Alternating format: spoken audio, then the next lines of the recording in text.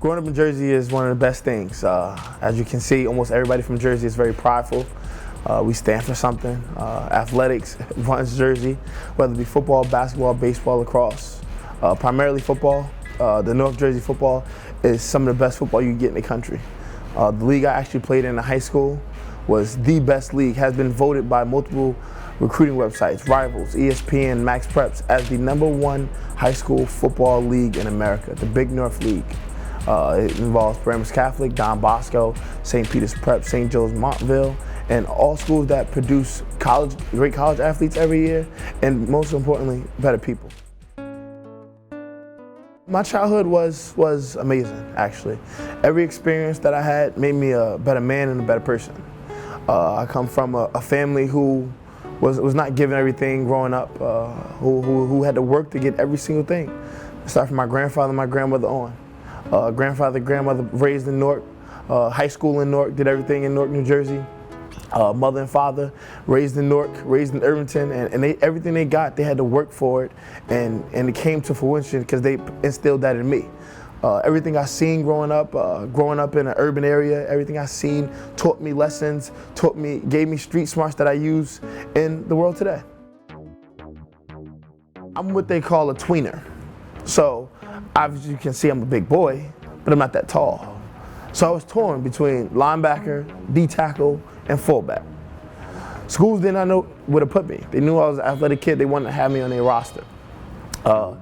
My coach, Chris Partridge, did most of the belt work for me.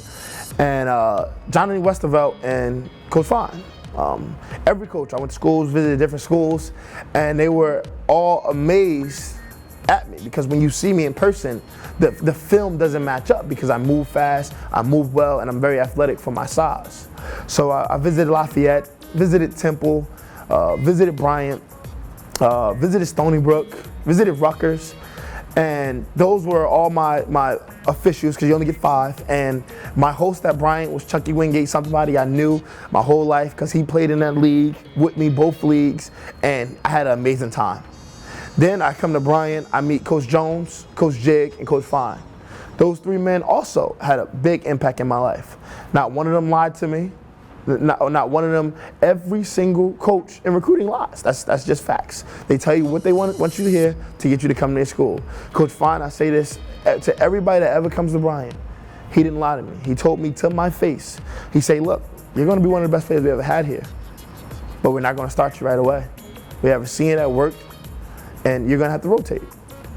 You have to come in shape, and if you play as you play, you're going to rotate. At the end of the season, you're going to play and do everything and do great things, but I'm loyal to my seniors. We played against each other when I played for the East Orange Wildcats, and he played for the Inglewood Raiders, Junior Raiders. And he was running back, and I was a DN, and we used to always go at it. But I didn't know that was Chucky. Like, I didn't know that was Chucky. When you're a little kid, you don't know the kid's name you're playing against unless you live in the same area. So East Orange Wildcats and Inglewood would always scrimmage each other, and they would get the best of us sometimes. They had a really good team. They get the best of us. Then we went to high school, and obviously Chucky started high school the year before me. And when I came to high school, he had an older brother that was pretty good, and he had a younger brother. But his older brother, you knew he was a track guy, he was fast, and he was really good. But Chucky, my freshman, his sophomore year, he was dynamite.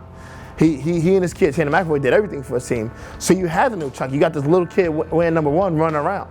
Me, I was a freshman for St. Peter's, and if you play varsity as a freshman, that's a pretty big deal. So we started to know about each other. And then when I told him I was coming on a visit to Bryant, he was my host, and he took me in like family, like his little brother.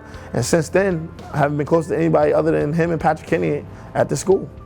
I knew how great of a player Marquise was, and I knew he was looking for a home, a place where he can call home, a place where he can excel in football and life. And Coach gave me the opportunity to be his host.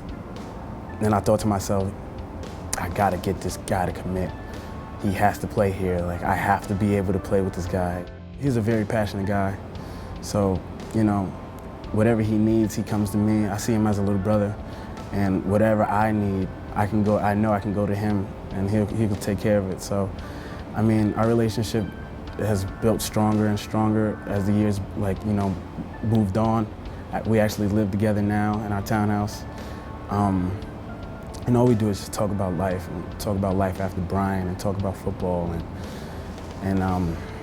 he's just one of my best friends, obviously. If you see him around, he's right there with me. So our relationship just keeps growing and he will be like one of my best friends for life. Couldn't be happier. Couldn't be happier exactly how it went. Couldn't be happier with how we got into the roles of being a linebacker and a D lineman, and doing as much as we can do for this team. Well, you know, everything happens for a reason, but us coming to Bryant and me coming to Bryant and him coming to Bryant, us getting those roles and working our freshman year into the starting role our sophomore year, into the junior year, into becoming the men we are now, our senior year, is the happiest thing that I can hold on to. As far as outside of football, I want to continue to get a good GPA, keep my GPA over 3. I want to make sure that I finish strong, because after football's over that last semester as a senior, you tend to relax and enjoy the last little bit of college you got left before you go to the real world. I want to graduate. Graduating college is a great thing, and it's a very, very, very, very important thing to me and my family.